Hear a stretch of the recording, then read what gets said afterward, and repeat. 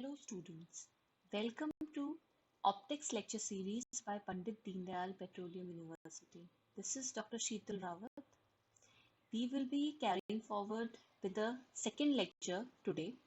In the first lecture, Dr. Prahlad Baruha, he introduced us to interference, what are sinusoidal waves, how they superimpose constructively or destructively, what are the conditions of constructive interference and destructive interference.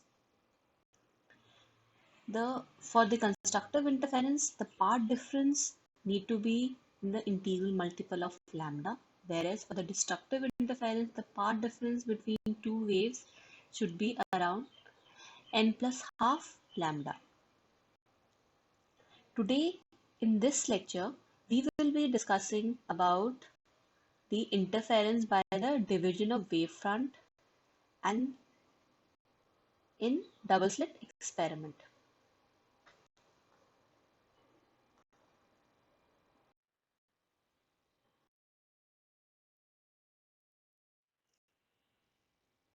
There are two ways of producing interference. One is the division of wavefront method. Second is the division of amplitude method. In the division of wavefront method, here a beam is allowed to fall on two closely spaced holes and two beams emanating or emerging from the holes interfere. In the second method, that is division of amplitude, a beam is made to reflect at two or more reflecting surfaces and the reflected beam interfere.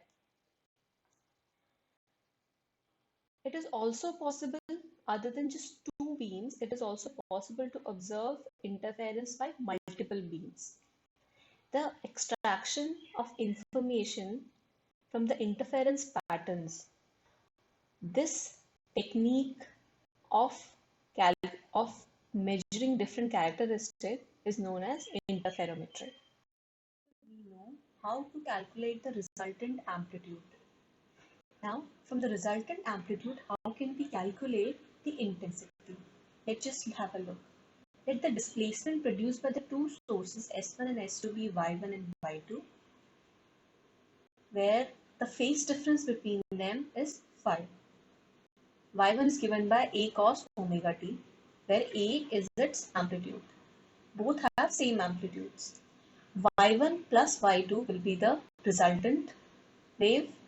It will be given by using the trigonometric identity, trigonometric relation of cos A plus cos B equals to 2 cos A minus B by 2 cos A plus B by 2, which is given by 2A cos phi by 2 cos omega t plus phi by 2. The amplitude of the resultant wave is the coefficient of cos omega t plus phi by 2, which here is 2A cos phi by 2. Now we have the resultant displacement. From the resultant displacement, intensity is given by, it is directly proportional to the square of the amplitude. As I told you before, the square of the amplitude, my resultant amplitude is 2A cos phi by 2. Its square will be 4 I naught cos square phi by 2, where I naught is simply A square, that is square of the amplitude, and I is my resultant intensity. I naught is also the intensity produced by each one of the sources individually. Now I will have the minima or the dark or the intensity will be 0 when my cos square phi by 2 term is 0. It will be 0 when my phi will be plus minus pi, plus minus 3 pi, so on, integral multiples of pi. I will have a maxima when my cos square phi by 2 is maxima, that is 1. It can, since this is a square term, it cannot be minus. Therefore, the conditions are when phi equals to 0, plus minus 2 pi, plus minus 4 pi, then I will have intensity to be maximum, which is 4 I naught. The phase difference between S1 and S2 sources changes with time, then the observed intensity will not just be the square of the amplitude, but it will be the time average of the square of the amplitude.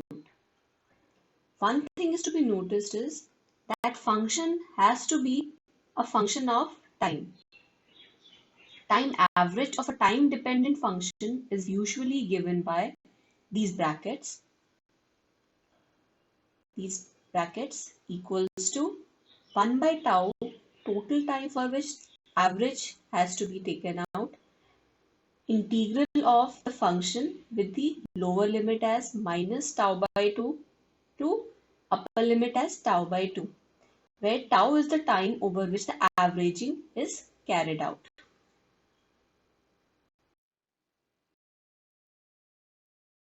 Division of wavefront. I told you the division of wavefront is observed in Young's double slit experiment. We take two sources, one source, and create two sources S1 and S2. They can be termed as the coherent sources. Coherent sources are when there is a constant phase difference between the two waves. Main thing, my capital D is the distance between the screen and the slits. Small d is the slits width or the distance between the slits S1 and S2. Yn is the position of the first interference factor. It can either be maxima and minima depending upon the path difference between the waves. S1 path difference between the wave emanating from S1, that is S1p, emanating from S2, that is S2p. The path difference will be given by the extra path which the wave from S2 source will travel to reach point P. Now, for an arbitrary point P on the screen, according to the maximum intensity, that is the condition of constructive interference, constructive superposition, we must have the path difference between the two waves from the sources S1 and S2 to be integral multiple of lambda, where n is 0, 1, 2, 3 and so on. In order to find out the path difference, we are using the identity of a square minus b square equals to a plus b, a minus b. S to b can be found out by using the trigonometric relation or simply the Pythagorean theorem. Now my S to p square is capital D square plus yn plus d by 2 whole square. This is done by projecting or by following a perpendicular on S2P, where the angle between S1 and S1, S2 and the perpendicular is theta. We deduce that a square minus b square or S2P square minus S1P square is twice of yn small d. Now my S1, S2, sorry, something is wrong here. S1, S2 is small d, OP is my yn. Now the difference, that is S2P P minus S1P, will simply be twice of YND by S2P plus S1P. What we are doing here is, since my small d, that is S1, S2, is very, very small in millimeters compared to capital D, which is the distance between the screen and the slits, which is in meters, that is very large. What we do is we take S2P plus S1P simply equals to capital D in comparison with small d. Now my path difference comes out to be y and d by capital D.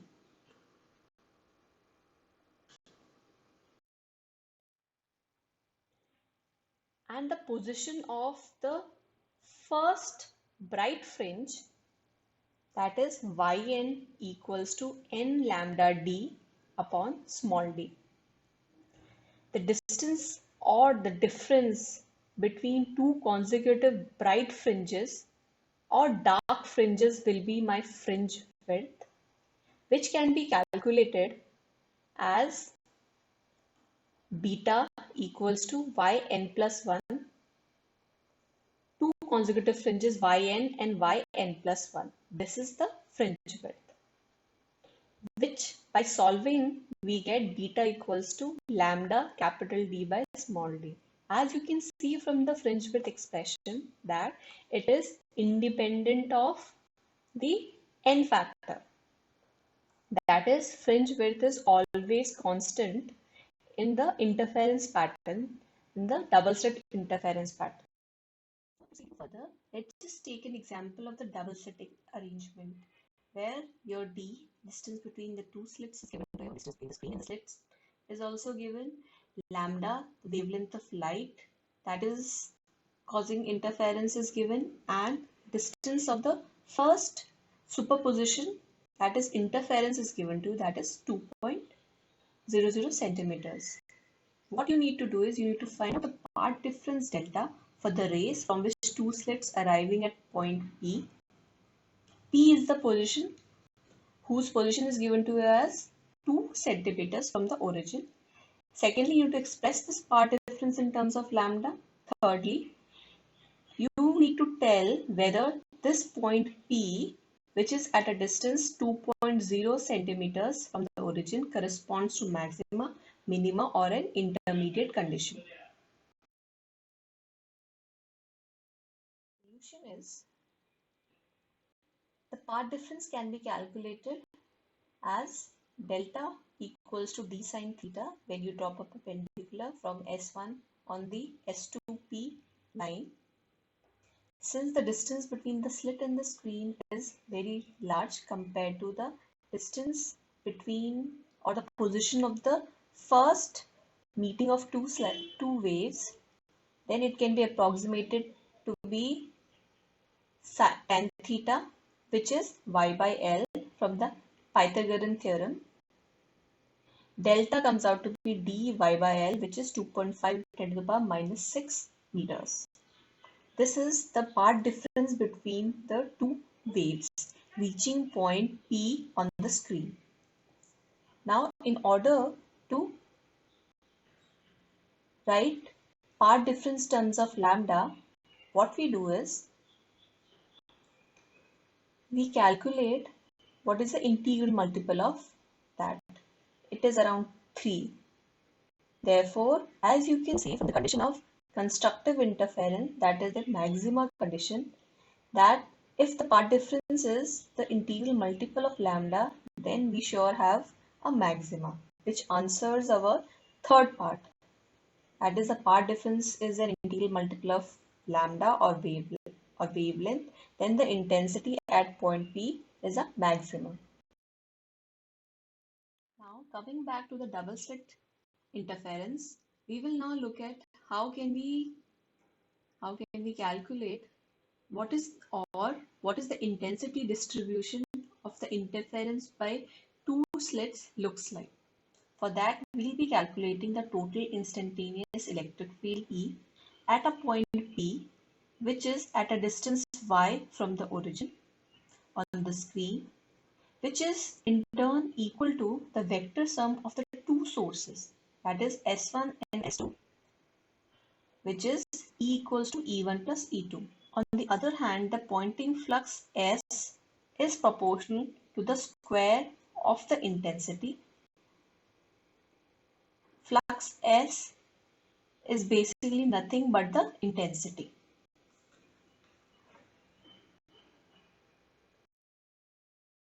Now the total flux is given by the vector sum of the individual electric field. The third term, that is twice of E1 dot E2, this represents the relation between the two light waves. For example, if we have the incoherent light source, that is S1 and S2 are the incoherent light source, that is there is no definite phase relation between them, and then the cross term vanishes. which makes the intensity due to incoherent source simply as a sum of the two individual intensities. That is, I due to incoherent sources equals to I1 plus I2 simply. Whereas for the coherent sources, the cos term is non-zero. In fact, for the in constructive interference, E1 will just be equals to E2. For the maximum superposition, this needs to be the condition. And the resultant intensity is I equals to 4I1. This we have already calculated, which is around 4 times greater than the intensity due to a single source. Which is why in the interference pattern that you see due to the coherent sources is more prominent, or it is more brighter than the pattern due to incoherent source. Now, for the destructive interference to take place, my E1 will be minus of E2 and my resultant intensity comes out to be 0.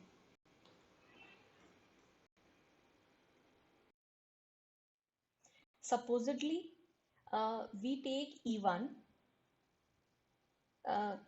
clarifying this further, we take E1 equals to E naught sine omega t, E2 equals to E naught sine omega t plus phi.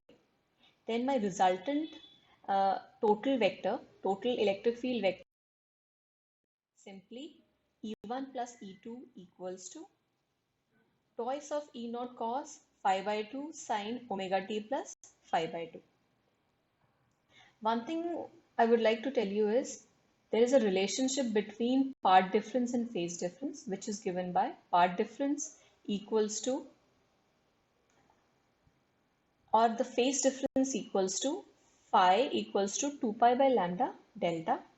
In case of double slit experiment, my delta or the part difference is given by d sine theta. Now, in order to find out the resultant or the total electric field, as intensity is proportional to the time average of the square of the total electric field. The time average of the square of the electric field also contains a quantity of sine square omega t plus phi by 2. Its time average is simply 1 by 2. This you can find out by simply taking the time average, total time average. This is a small simple exercise for you students, which I know you can do it yourself. The resultant I, or the intensity, comes out to be I naught cos square phi by 2 by substituting the value of half of time average of sine square omega t plus phi by 2. Here my I naught is the maximum intensity on the screen. In terms of part difference, we can substitute phi as 2 pi by lambda d sine theta. D sine theta is my path difference. Now the intensity, the resultant intensity, we can plot the relative intensity, that is the intensity by the total I by I naught, resultant intensity divided by the total intensity on the y-axis, and d by sine theta by lambda on the x-axis. This is what my interference pattern through a double slit looks like. Maxima, minima, maxima, minima, maximum, minima, consecutive. The constant fringe width. But for the small angle theta, the intensity can simply be rewritten as I equals to I naught cos square pi d by lambda L by y. I am simply substituting sine theta or theta as y by L.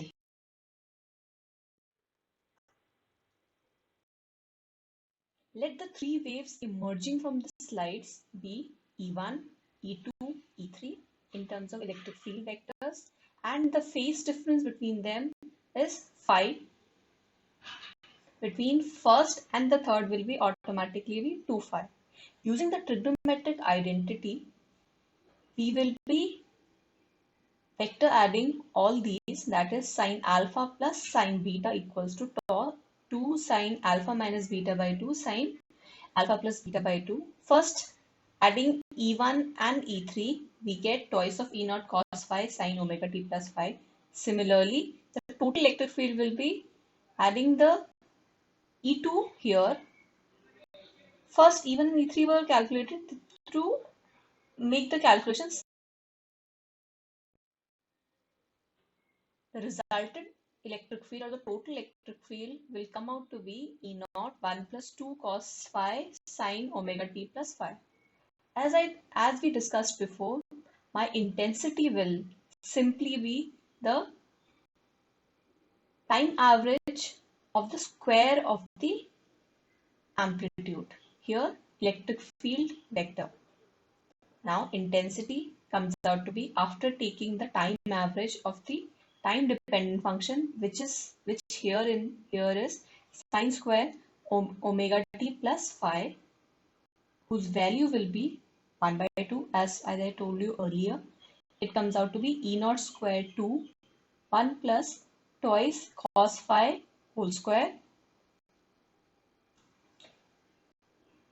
And rearranging the term, what we get is I by I0 equals to 1 plus twice cos phi whole square by 9. As we can see, we'll get a maxima when my cos phi will be 1. And I'll get a minima when this whole quantity is 0. Now let's just see how the interference pattern due to the 3 slits looks like. Here, no, we will be getting a primary maxima as well as a secondary maxima because of the condition that cos theta term ranges from cos phi term ranges from +1 to -1. I get a primary maxima when my cos phi is +1, which gives my relative intensity as 1. My secondary maxima is located at when my cos phi equals to -1 and the intensity ratio is about 1 by 9. This means that my secondary maxima's intensity is about 1 by 9th times of the primary maxima's intensity. Now coming to the minimas, the minimum intensity is 0, which will occur when my cos phi is minus of half. Thank you. That is all for today.